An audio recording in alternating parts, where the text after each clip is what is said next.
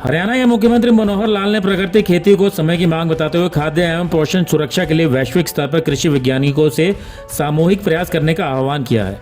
मुख्यमंत्री आज चौधरी चरण सिंह हरियाणा कृषि विश्वविद्यालय में वैश्विक खाद्य पोषण सुरक्षा, स्थिरता और स्वास्थ्य के लिए रणनीति विषय पर आयोजित 3 दिवसीय अंतर्राष्ट्रीय सम्मेलन तथा कृषि क्षेत्र में उद्यमिता एवं नवाचार पर प्रदर्शनी के उद्घाटन अवसर पर बतौर मुख्य अतिथि संबोधित कर रहे थे। मुख्यमंत्री ने इस सम्मेलन में पहुंचने से पहले सम्मेलन में लगाए गए स्टॉल्स का अवलोकन किया और यहां पत्रकारों से बातचीत करते हुए खाद्य समस्या को लेकर बात की। सम्मेलन के दौरान मुख्यमंत्री ने कहा कि हरित क्रांति के साथ फसल उत्पादन बढ़ाने के लिए विभिन्न रसायन उपकरण उपयोग में तेजी से वृद्धि हुई है, जिससे दूसरी पीढ़ी की समस्याएं जैसे भूजल का दूषित होना, प्रदूषण और मिट्टी के स्वास्थ्य में गिरावट, जैव विविधता की क्षति आदि उत्पन्न हो गई है। इसलिए प्राकृतिक खेती समय की मांग है। तो देखिए, बहुत ही एक सुनहरा अवसर है कि HAU में आज देश भर के 20 एग्रीकल्चरल साइंस के जो साइंटिस्ट हैं यहाँ 3 दिन के लिए कॉन्फ्रेंस कर रहे हैं और एग्रीकल्चर के साथ जुड़ी बहुत सी समस्याएं, बहुत से उनकी नई टेक्निक्स, बहुत से ऐसे प्रोडक्शन बढ़ाने के विषय, डाइवर्सिफिकेशन, खास करके जैसे आज वातावरण दूषित होता जा रहा है उसमें खासकर जो एमिशन जिस प्रकार का पोल्यूशन का है, पानी का संकट है, उसको पानी को बचाने के लिए मार्केटिंग की बातें हैं। तो इन सब विषयों पर लेकर के जो मैंने इंट्रोडक्टरी सारा विषय का सुना है, अच्छा एक सेमिनार ये होने वाला है और बहुत से अच्छे सुझाव जो आएंगे निश्चित रूप से हरियाणा में उनको लागू करेंगे, क्योंकि इन चीज़ों की आज महती आवश्यकता है। तो सॉइल की प्रोडक्टिविटी ये भी कैसे बढ़े, प्रोडक्शन जो है एग्रो प्रोडक्शन उसकी क्वालिटी कैसे सुधरे, ताकि हमारे जीवन को यानी स्वस्थ शरीर कैसे रह सकता है, केमिकल्स और पेस्टिसाइड्स का जो दुष्परिणाम है उसको रोकने के लिए भी कुछ चीज़ें सामने आएंगी। जैसा भी यहाँ का निकलेगा परिणाम जो इनकी ओर से सिफारिशें होंगी उसको हम लागू करेंगे। तो अभी डिस्कस में सर कुछ मुख्य निकल कर ऐसा कुछ अभी तो एक प्रारंभिक उद्घाटन था, एक आधे घंटे के सेशन में तो सब नहीं निकलता है, 3 दिन तक चलाएंगे ये लोग जी। तो इंट्रोडक्टरी जो हमको भी ध्यान में आया है और हमने अपनी ओर से भी जो चैलेंजेस हैं उनके सामने रखे हैं जी। They are the scientist, they are to think over it. कल आपने औचक निरीक्षण किया सर, काफ़ी चर्चाओं में हो सर, आप फ्यूचर को लेकर किस तरह से रहेंगे, क्या ऐसे औचक निरीक्षण हरियाणा में और जगह भी देखने को मिलेंगे सर? देखिए, मुझे जब भी समय मिलता है मैं जनता की सेवाओं के नाते से जो संस्थान होते हैं उसमें लगातार जाता हूँ। तो कल रात्रि को थोड़ा समय मुझे मिला तो मैं यहाँ के मेडिकल जो सिविल हॉस्पिटल है उसमें भी गया, यहाँ के पुलिस चौकी है उसमें भी जा करके क्या कुछ लोगों से व्यक्तिगत बातचीत भी हुई। तो जो वहाँ छोटी मोटी कमियाँ ध्यान में आई थी वहाँ के अधिकारियों को मैंने सब बताया है, मुझे लगता है सब ठीक करेंगे। फीडबैक में क्या निकल कर सामने है, आपने जो बात की लोगों से? बहुत बड़ी मेजर कोई ऐसी बात नहीं थी, लेकिन व्यवस्थाओं में उन्होंने कहीं स्टाफ की कोई बात थी, कहीं कोई टेक्नोलॉजी के नाते से उन्होंने जो कंप्यूटर में मुझे भी ध्यान में आया कि डाटा इनको जो रखना चाहिए उस प्रकार का नहीं रख रहे थे और नॉर्मली ठीक था, छोटी छोटी बातें सब। इस मौके पर हरियाणा कृषि विश्वविद्यालय के कुलपति प्रोफेसर BR कंबोज ने कहा कि खाद्य और पोषण सुरक्षा, मानव स्वास्थ्य, आर्थिक विकास, सामाजिक स्थिरता, पर्यावरणीय स्वास्थ्य, प्रतिकूल परिस्थितियों के खिलाफ लचीलापन सुनिश्चित करने और वैश्विक उद्देश्यों को प्राप्त करने में कृषि अहम भूमिका निभाती है। उन्होंने कहा कि आज संपूर्ण विश्व बढ़ती जनसंख्या, बदलती जीवन शैली, बढ़ते शहरीकरण, खाद्य सुरक्षा, सतत विकास और त्वरित जलवायु परिवर्तन के संदर्भ में परिवर्तनकारी चुनौतियों का सामना कर रहा है।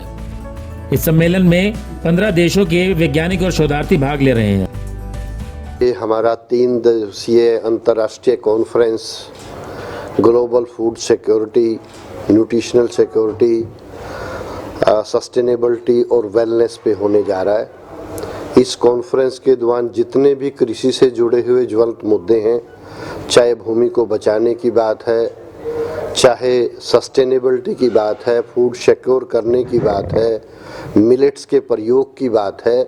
और ओवरऑल जो एफिशिएंसी है, जो कार्य क्षमता है विभिन्न आयातों की कृषि में, चाहे पानी का प्रयोग, खाद का प्रयोग, हमारा वातावरण, उसकी शुद्धि के लिए जितने भी कार्य, उन विषयों पे चर्चा होगी। इसमें लगभग 15 से 16 देशों के जो वैज्ञानिक हैं, नोबल ऑरेट हैं, वो भी पार्टिसिपेट कर रहे हैं ताकि उन सब विषयों पे हम काम कर सकें। और इससे भी बढ़कर के जो कार्बन, जिसको पुराल को हम जलाते हैं, ऐसे मुद्दे वो यदि किसान भाई अपने खेत में कार्बन को जमा करेंगे तो उससे किसान भाइयों को पैसा भी मिल सकता है। ऐसा भारत सरकार, हरियाणा सरकार के द्वारा प्रयास है। और उन सब विषयों पे कि किस प्रकार से उस कार्बन को हवा में उड़ाने के लिए या प्रदूषित करने से उससे बचा के ज़मीन में संजो के रखें तो किस प्रकार से किसान की आय भी बढ़ सकती है, हमारे विभिन्न आयातों की जो कार्य क्षमता है वो बढ़ सकती है, जो कि अंत में फूड सिक्योरिटी और हमारी न्यूट्रिशन सिक्योरिटी को बढ़ावा देगी। इसके साथ साथ जो वेलनेस की बात है वो बहुत बड़ी बात है कि हम अपने इकोसिस्टम को कैसे सुधार के रख सकते हैं। कहीं ना कहीं ज़्यादा पैदा करने के लिए हमसे कुछ गलतियां हुई हैं, हमने ज़्यादा पानी का दोहन किया है,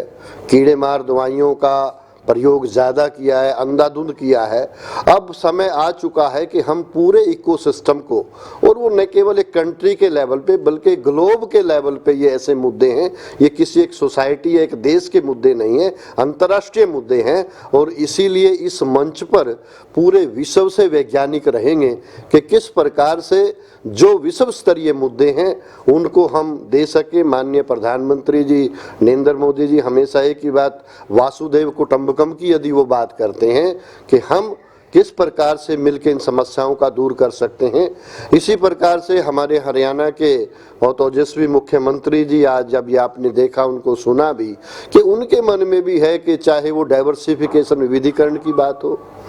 चाहे वो हर मेड़ पर पेड़ की बात हो, मेरा पानी मेरा विरासत हो, इन सब विषयों पे वो भी चिंतित हैं क्योंकि अंततः हमें उस छोटे सीमांत गरीब किसान की सेवा करनी है। उसके अनुकूल जो तकनीकें हैं वो उसको देनी है ताकि उसको ज्ञान देते हुए और डाइवर्सिफाई करते हुए यदि पॉलिसी में भी कोई चेंज की आवश्यकता होगी, ऐसा माननीय मुख्यमंत्री जी का विश्वास है। और उसी लिए उन्होंने चाहे धान की सीधी बिजाई हो, चाहे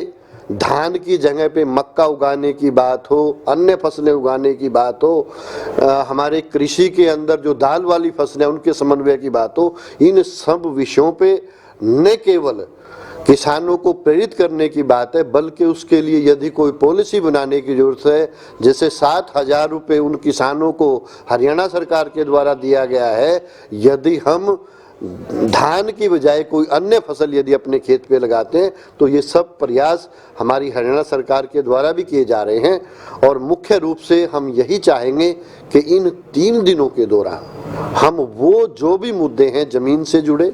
वातावरण से जुड़े, हमारे इकोसिस्टम से जुड़े, उनके बारे पे चर्चा करें और जो इस कॉन्फ्रेंस की 3 दिन के बाद कंक्रीट रिकमेंडेशंस आएंगी उनके आधार पे हम आने वाले समय में एक रोड मैप तैयार कर सकें और इस पूरे ब्रह्मांड के अंदर फूड सिक्योरिटी, न्यूट्रिशन सिक्योरिटी और हमारा स्वास्थ्य, हमारा इकोसिस्टम भी ठीक रहे, इन सब विषयों पे हम एक रोड मैप को जो है वो तैयार करें। ब्यूरो रिपोर्ट, नई ताज़ा न्यूज, हिसार।